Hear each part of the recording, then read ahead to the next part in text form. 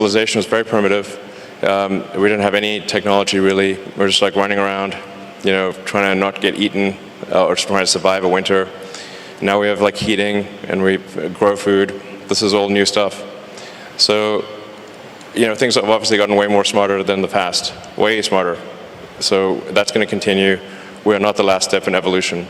So the most important thing, like I said, the most important mistake I see smart people making is assuming that they're smart. They're not. Yeah. So give me example, what the animals or things that a human being made that is smarter than human beings? Well, computers actually are already much smarter than people on so many dimensions. We just keep moving the goalposts. So we used to think, like, for example, being good at chess was an example of a smart human. And then Kasparov was crushed by Deep Blue in '97. That was a long time ago. 22 years. I mean, right now your cell phone could crush the world champion at chess, literally. Go used to be thought of as something that humans were better at than computers. Then Lee Sedol was beaten 4-1 by AlphaZero. Then a new version of AlphaZero, I should say AlphaGo. AlphaGo beat Lee Sedol 4-1. Then there's AlphaZero. AlphaZero crushed AlphaGo 100-0. Now it's just pointless because it just keeps playing itself. Humans are trying to play a computer Go is like trying to fight Zeus. It's not going to work. Hopeless. We are hopelessly inadequate. In terms of rendering, basically, there's just a smaller and smaller corner of intellectual pursuits that humans are better than computers, and that every year it gets smaller and smaller, and soon we will be far, far surpassed in every single way, guaranteed. 100%. Or civilization will end. Those are the two possibilities. Okay. Yeah, my view is that computer may be clever, but human beings are much smarter. Yeah, definitely not. Clever is very academic, is knowledge-driven. Smarter is experience-driven. Computer is smart, is clever, but it's human being. We invented a computer. I never see a computer invented a human being. This is my first point. Second point is that about a Go play chess. It's stupid to compete with a computer on play Go. Just like 100 years ago, when human beings created cars, so human beings said, I can run faster than a car. It's impossible. It's only stupid people to compete with a car who run faster. Go is designed for human to play with human, right? The chess is designed for human to human. Why should a human to fight against a computer? So I never ever play chess or Go with computer. I'll be happy to see two computers fight each other. I'm not interested in play Go with chess. So I told those guys, they are very sad. So, computer will be smarter than human beings because computer can play chess better. I think you are stupid to compete with that. Don't do that. So this is we always do things we are good at. Sure. Okay. Well, what would be an example of something that humans are better than a computer at, and then let's see if that happens. Well, computer is only one of the clever tools that human created, and computers are clever, but there will be more tools that human beings will create, much clever than computers. That's my view.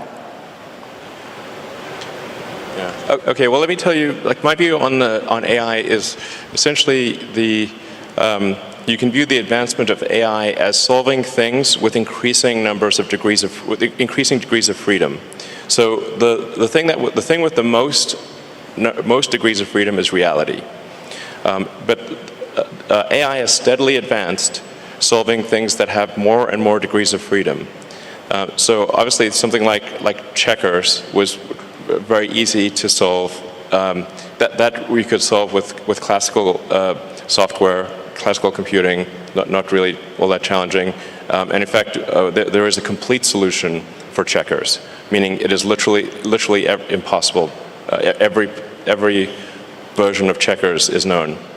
And then there's chess, which also it had many more degrees of freedom than checkers, many orders of magnitude more than checkers, but still really, I would say, a low order of magnitude, low degree of freedom game. Then there's Go, which had many orders of magnitude more degrees of freedom than chess. So it's really just stepping through orders of magnitude of degrees of freedom. This is the way to, I think, view the advancement of intelligence. Yeah. It's really going to get to the point where it just can completely simulate a person in every way possible, like many people simultaneously. In fact, I mean, obviously there's a strong argument we're in a simulation right now. It sort of reminds me of that joke of like, if life was a video game, what would be the review? And it's like, well, the graphics are incredible. The plot is confusing. The respawn takes a long time. That's a video game. That's life. If life was a video game, respawn takes 20 years to spawn a human being and have them be fully conscious. I'm worried about the birth rate, which you alluded to earlier. Contrary to, like most people think we have like too many people on the planet, but actually this is an outdated view. This is assuming that AI is fine, assuming that there's a benevolent future with AI. I think that the biggest problem the world will face in 20 years is population collapse. Yes. Collapse. I agree. I want to emphasize this. The biggest issue in 20 years will be population collapse. Not explosion, collapse. It's very easy to see what the world will look like in 20 years because humans have a 20-year boot sequence. So like you say, okay, well, who was born last year? Okay, now you know what the world looked like in 20 years. It's that easy. I absolutely agree with that. The population problem is going to be facing huge challenge. 1.4 billion people in China sounds a lot, but I think next 20 years we'll see this thing will bring big trouble to China, and the population decreasing of the speed of population decreasing is going to speed up. Yeah. And you call it collapse. I agree with accelerating that. Collapse. Accelerating collapse.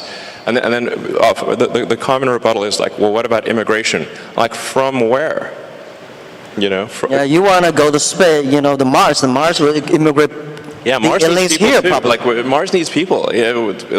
Mars needs people. There's zero people there right now. So right now it's just a machine planet. There's only some robots there. This is something that we should pay special attention. That's why the 18 million new babies born in China, which was less than only 1% or something, we should spend more time create these people and treat life better.